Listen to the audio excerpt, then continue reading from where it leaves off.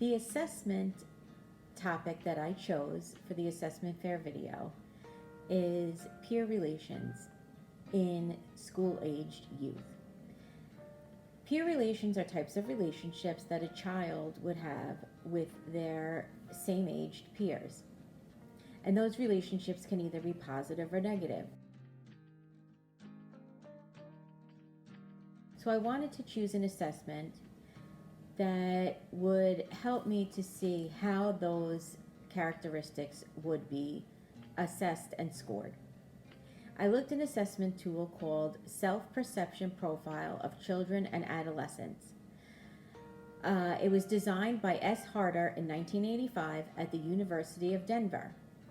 And as I said, it was designed for school-age children from elementary school to high school. In the assessment, students go through 10 subscales, including general intellectual ability, reading, writing, spelling, math, athletic, social competence, behavioral conduct, physical appearance, and global self-worth. Students were asked to decide whether they were more like one description or the other and to check that answer. For example, one of the assessment items was, some kids find it hard to make friends, but for other kids, it's pretty easy. Once the child read through the item, they would then be asked to put a check mark in the front end of the sentence or the back end of the sentence, depending on what they thought best explained their situation.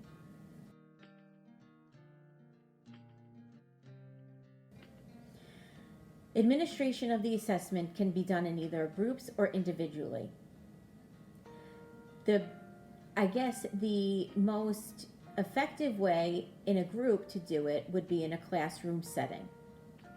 Anything bigger than a classroom size would be too big to make it effective.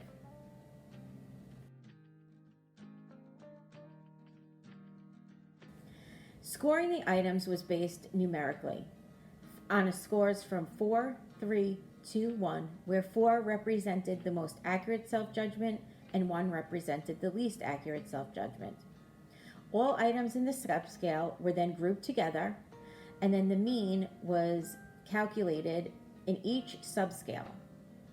Once all the means were calculated in the 10 subscales, that number was added together to get the total score of the assessment.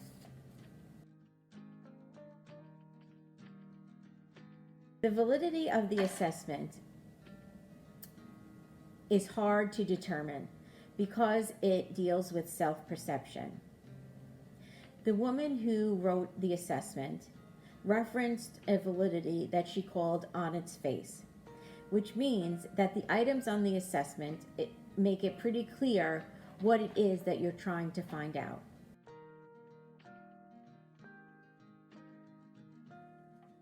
My personal critique of the assessment is that it was done in 1985, and therefore, being done that long ago, it doesn't take into account social media and how that has changed peer relationships nowadays.